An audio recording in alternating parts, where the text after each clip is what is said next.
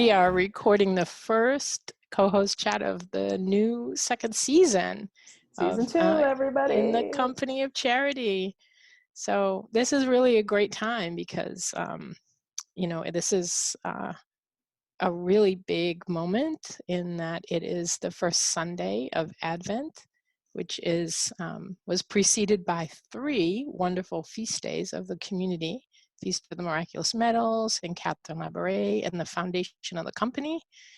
And we also had Thanksgiving. It was a lot of stuff. It was fabulous, though. It was great, but it was a lot. It's been a lot. Yeah. Do you ever feel a little celebrated out?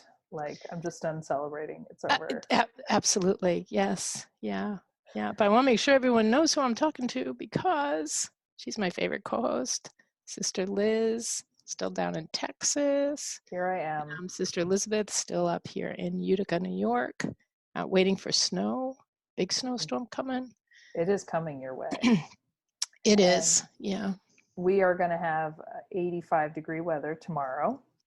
That's our winter in Texas. How are we even Eat friends your heart when out. we're like not even living in the same world? That's crazy. That is so crazy. Yeah. So I am like right now deliberating whether to go to Syracuse for a mass in Swahili, which we have not been to for a while. So a couple of our families, a mom and 2 of her kids, bring them down for this mass. But it's going to be really bad. And it's hard to explain that sometimes. Like even if it's not snowing when we leave, to try to understand that it might be a blizzard on the way home, can be a little difficult. So I'll have to talk with them in the morning because it looks like it's going to be really bad. Yeah, you guys need to be careful out there. Even for the seasoned drivers, it is beyond. Yeah, no, they're telling everyone just hunker down. And it's a big travel day, of course, because everyone's trying to get home after Thanksgiving. So it's going to be quite a mess. But hey, enjoy your 85-degree weather. Don't even worry about me up here. I think I should just give away all my sweaters because there's no need for them down here. Don't do that because you know what will happen. Now I've jinxed it. You know exactly. Don't give away anything that might be useful in another city of the province. I know. That's ridiculous. I'm going to be one of those people who gave away all her sweaters and stockings and everything, and then they mission me to some Niagara Falls craziness. That's right. And then you have to buy them all over again, and that goes against poverty. So don't do it. Okay. So here's what I want to know, Sister Liz, is what is Thanksgiving like in 85-degree weather? Tell me about it. Tell me what happened, what your Thanksgiving was like. You eat a lot more tamales down here. That's fabulous. Around the holidays. No, we had a beautiful Thanksgiving dinner, lunch, so to speak, for our participants, which is really awesome, and all of their families and all of their kids. We had over 100 people there, and wow, that's great. And this is at Proyecto Juan Diego, right? Yes, down in Brownsville, in your Texas. New building. In our new building, we had enough room, praise God. We didn't have to break up into 2 different classrooms or anything because we have this that's good. Big, beautiful building. That's fabulous. Yeah. And days before, like 3 days before, my coworker, Noemi, if you're listening, Noemi, shout out to you, tells me, hey, can you cook the turkey? You said no. That's what I would say. No, I can't do that. I do the beans. I do the green beans. I'm sorry, what? 25-pound turkey, I already got it. I just need you to cook it. Oh my gosh. And so here's what I think. I think I'm going to put it in at 10 o'clock at night. It's going to cook all night, and then we'll be good to go in the morning. And when you do the calculations for a 25-pound turkey, it's supposed to take something like 6-7 hours. Wow. However, this turkey was done in a matter of 3.5 hours. Oh my gosh. How did you know that? Were you like... I think it was the Holy Spirit all the way. Yeah. Because Sister Phyllis was supposed to get up and check the turkey at 3 a.m. And I thought, you know what? I'm just going to set my alarm for 2:15 and just get up and check it, and then go right back to bed. Okay, that's what I'm going to do. I get up to check this bird, and the bird is done, The little things already popped up finished. and The thing yeah. popped up, the thermometer went way beyond 165. And I'm like, oh no, now I've overdone a 25-pound turkey. Oh, turkey. I was going to It's say it might have been the burning 2:15. turkey that woke you at 2:15 in the Oh morning. my gosh. And then of course at 5, because we want to go to mass, it's a feast day, right? Yeah. It was a Feast of Miraculous Medal. Yep. So here we are at 5 a.m. trying to break this turkey down, and the leg and the juices and the everything going Oh, it's everywhere. just, yeah, turkey meat on all of your hands. It's just, It's really something. yeah, it really is. Yeah. But listen, the people loved the turkey. Oh, It I turned bet they out did. fine. Nobody Yeah. was poisoned. Everybody That was, loved it. and that's great. We didn't have any poisonings either, thank God. Thank Now, God. your people are refugees, so they don't, do they even understand how Well, Thanksgiving we is? discovered, we had our dinner with Sudanese, South Sudanese, and Congolese folks who came here as refugees. Some a year, 2 years, a couple been here about 5, 6 years. So, different time frame, but all of them said there are no turkeys in Africa. Now, I don't know if that's true, but they don't know anything about turkeys. And so those who speak Swahili, the word for turkey in Swahili is cuckoo. So we kept saying it's just like a Naturally. really big, dry cuckoo, but it's just really big. Well, we realized last year a lot of them got turkeys from different organizations that were giving them out. And it was like maybe a month later when I went into someone's house and was, just talking with them, and they opened the refrigerator and there is the turkey they got like a month before. I said, Oh, oh my goodness. Well, yeah. And they were like, you were supposed to show us how. I said, I would never have told you that I was going to show you how to cook a turkey. do they even I know do the you? green beans. I don't ever do the meat. I don't do the turkey.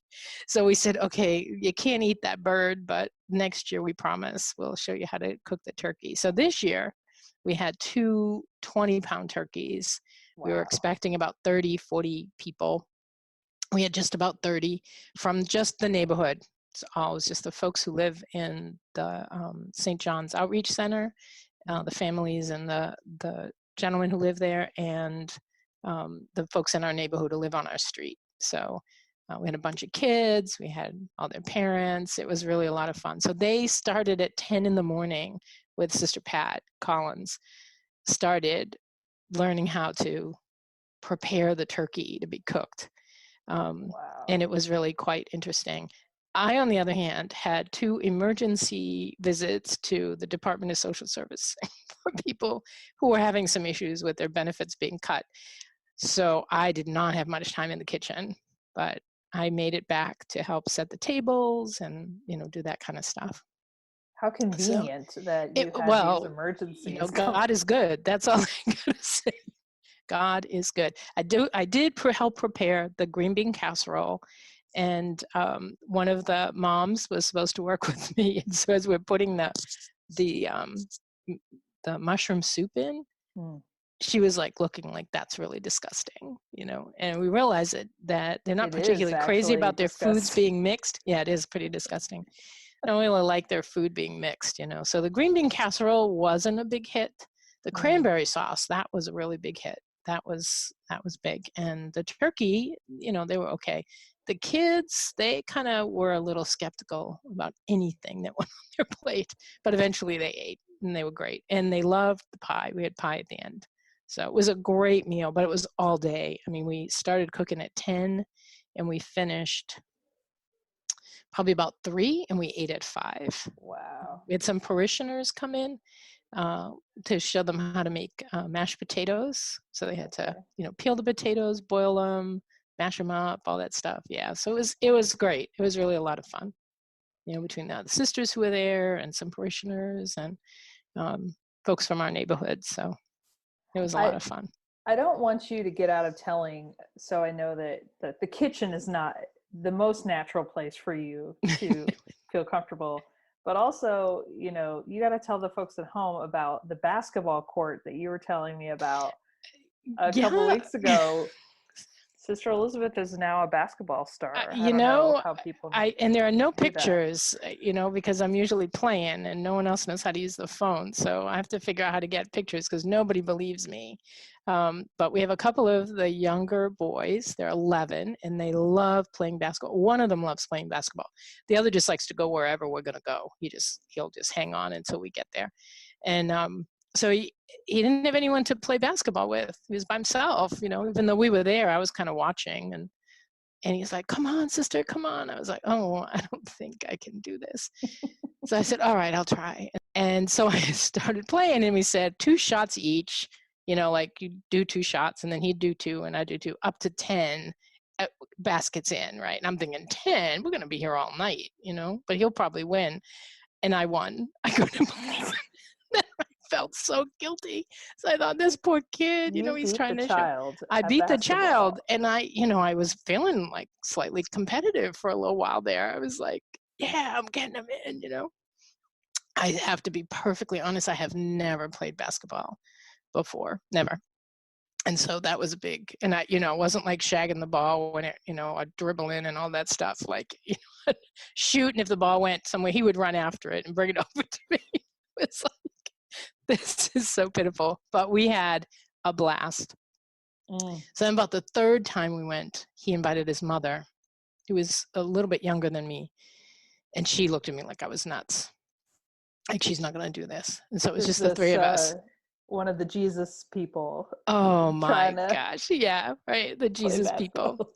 And so she played basketball with us. I came in first, she came in second. The poor kid was, but he is such a good kid. He is such a good kid. He's like, it's okay. It's okay. It's okay. I win at school. I win at school. I'm like, I said, you let us win. I think, no, I don't. He said, but it's okay. I win at school. He's just such a real tender-hearted kid. So yeah. So every time I see him now, even on Thanksgiving, he's like, we go to park. There is no basketball today. No, we're cooking There's turkeys. too much snow now. Forget Too it. much going on. Yeah, we're not doing that. I So wanted to anyways, yeah, so share basketball and green bean casserole.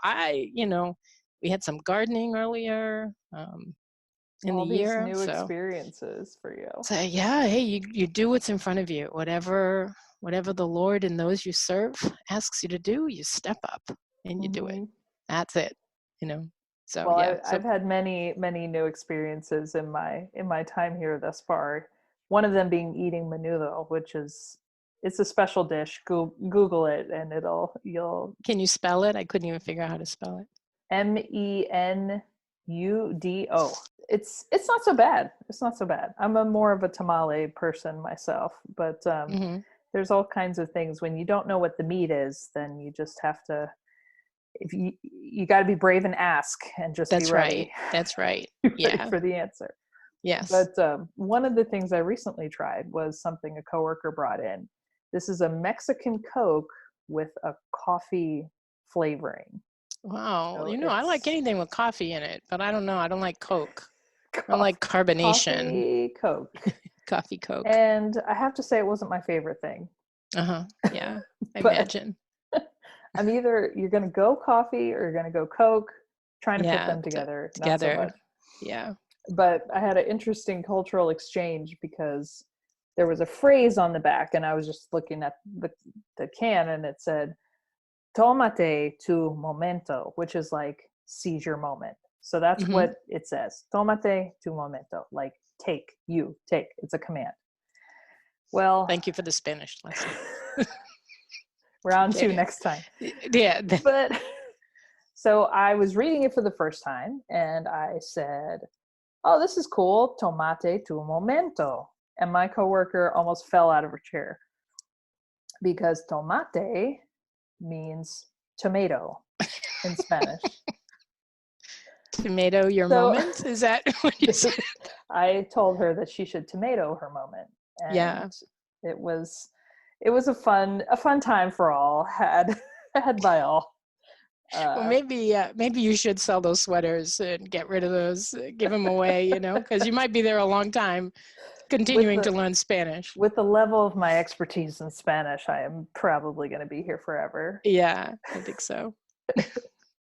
That's great. But you just have to laugh at yourself sometimes, Oh, and just absolutely.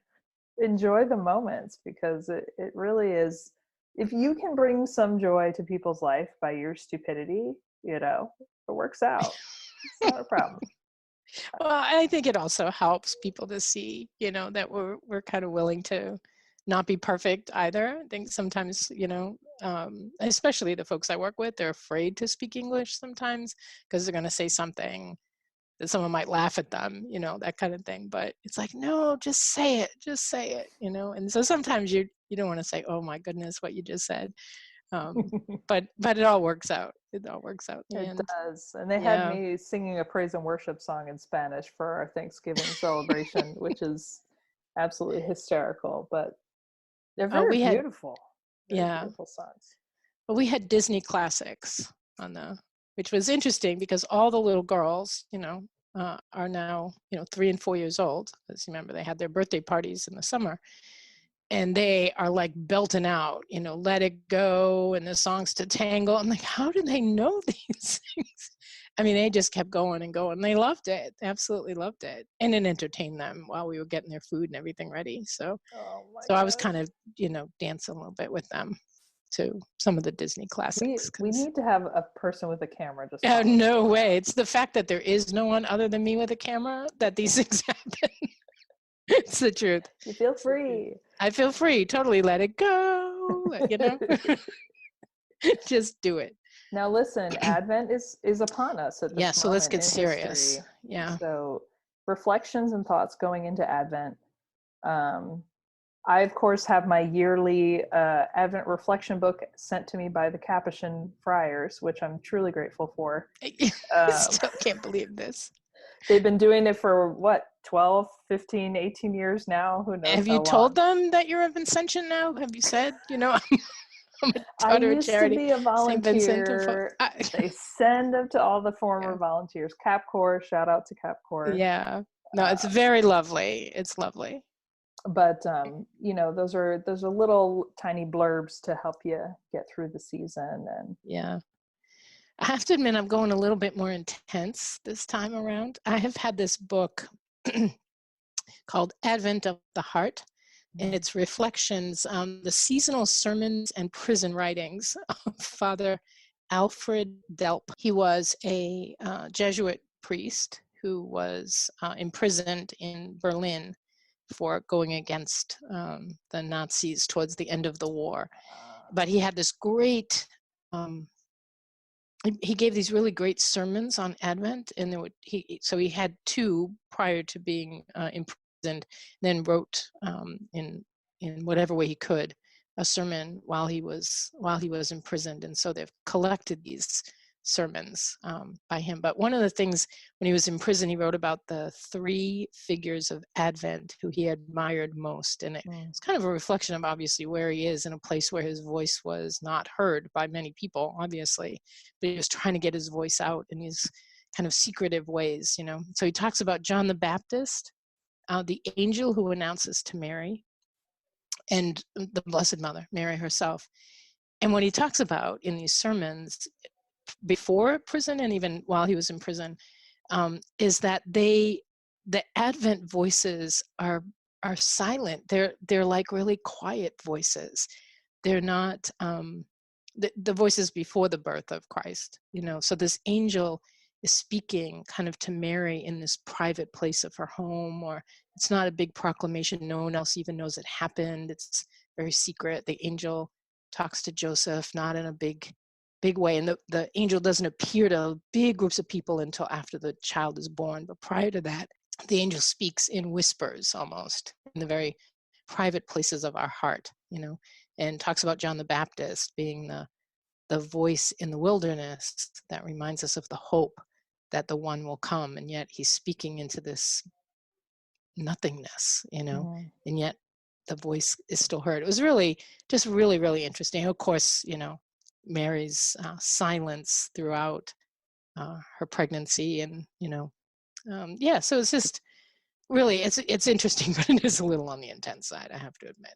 Sometimes you Yeah, just got to go there. you do. And Yeah, one of yeah, the things that comes to mind for me, at least, this season is the idea of being present in the moment, and not, so many of us are ruminating or frustrated about things that have happened in the past, and those things are gone and there's nothing we can do about that, or even worried about or living in the future where I'm wanting this thing to happen or I'm waiting on something, but we miss the graces of the moment. And I think it's so hard to do when society is already celebrating Christmas and they're just there, and the day after Christmas it's all over. you Yeah. know we've got the time of, no, wait, let's not rush. This is the moment that we need to be in right now, and that there are graces to be had here.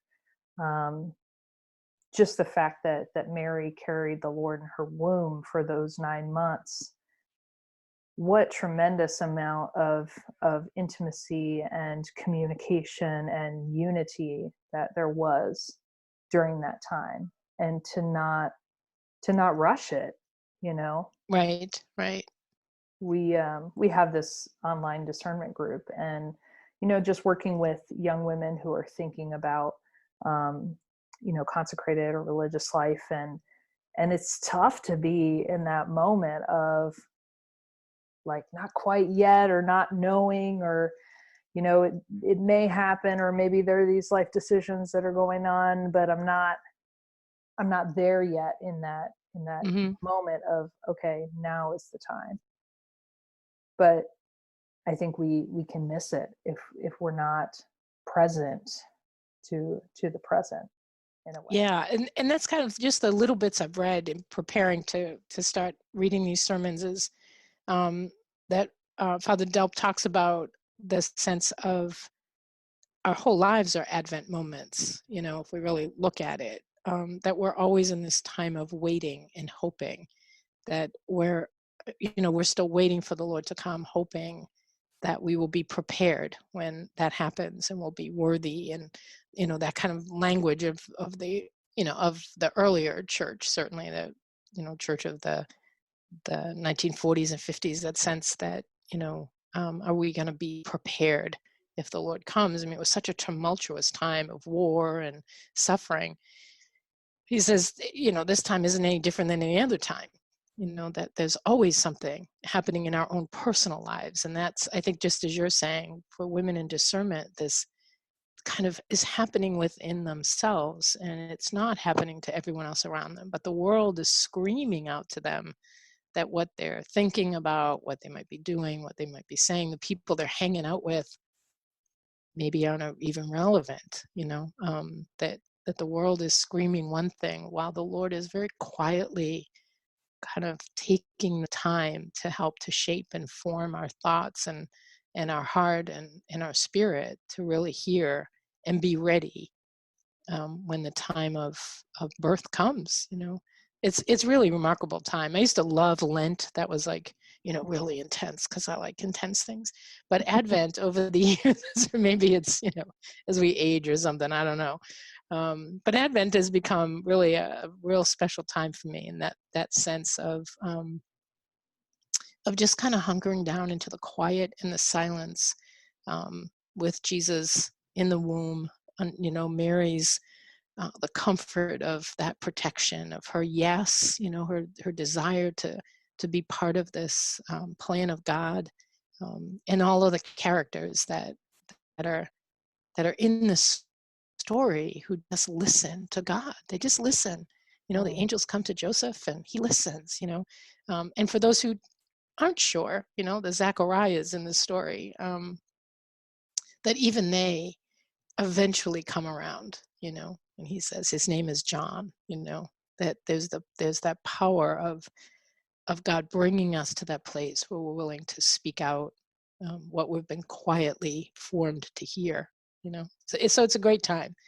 It's a really yeah. great time. Yeah. So we're coming into Advent, having come out of these bigger celebrations of Thanksgiving, and our community feast. So it's time for us to be a little quiet, take those moments of Thanksgiving and give them back to the Lord in the silence of Advent, waiting for him to come, waiting for him to be present to us again. So yeah. I mean, for me, I'm a kind of person who can just fill up my time with anything. I never get bored because there's always something to do, you know. mhm. And I think things and conversations like this and that time of Advent is a good reminder for someone who's extroverted like myself to say, okay, let's turn that off for a second, because there's some graces to be found in the silence. And that's really tough. That's really tough to do,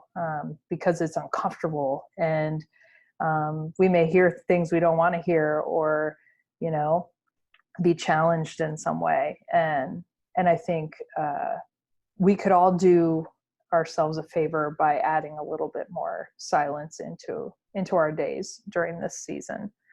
That's a challenge to myself and to anyone who's listening who maybe has that tendency to just fill up the days with different things. Yeah. And those of you who are more like a monk, like myself, who Maybe you need to relishes speak more. I don't know. those moments. Oh, I don't know. I talk quite a bit, but when I'm done, I'm done. And I've got to like go into the cave and be quiet. So this is really a comforting space for me. Advent is really a comfort place, but it's also the place where I realize you can't stay here forever. And that's also the part of Advent, right? It's a limited period of time. It's that Jesus doesn't stay in the womb or the tomb or anywhere. I mean, he has to come out. That Jesus has to come and make himself known to us, in the vulnerability of this baby, in the resurrection, in the Eucharist. That's really the culmination of that time of prayer that Jesus steps away to do. That he goes to the mountains, or he goes somewhere to pray, and that he doesn't stay there, but rather steps out and then does something. And so that's what I have to keep remembering, like what's out there that God's calling me to, and be prepared to face it, and not see it as an annoyance sometimes. I Just don't no want to one go. speak to me I today. don't want to do this. Yeah. But realizing this is what you've given your life to. It's what God's called you to, and then knowing, it's very Vincentian, knowing when you get there, God is going to be there. He doesn't call you out, say, okay, stay in here with me, and only, go out when you absolutely have to, but the more God speaks to us, I think in the quiet, we recognize that God is out there in the noise as well. And it takes a fine-tuned ear to hear it. And that's, I think, sometimes what I'm hoping happens when I'm in that place of quiet, that I'm really learning how to listen to God as he speaks to us in those we serve. So at least the hope in the end. Yeah. And just know, for everybody who's listening, we are praying that you have an amazing time of Advent, a real time of waiting and hoping, a time of prayer and unity with the Lord. And we have some really good stuff coming up for the podcast here. Some really good interviews lined up, and some solid citizens who will be joining us, which is really, really exciting. But just a plug, if there's anyone that you want to hear on the podcast, just reach out and let us know. It's always a joy to talk to friends and to talk to coworkers and people we know, and there may be somebody out there who has a great story to tell, or a great ministry that they're involved in, that you would like to hear us here. So let us know. Absolutely. Definitely let us know. And so, we'll be joining you as you listen in your car, at home, if you're at work, put one little earbud in so you can hear the podcast. We just love putting out our message and hoping that you've been enjoying these episodes, and we're going to keep continuing to bring them to you for the rest of this season. Awesome. Well, thanks everybody for listening. Thank you, Sister Elizabeth, as always. And thank you, Sister Liz. It's great talking with you. Next time. Okay. All right. Bye.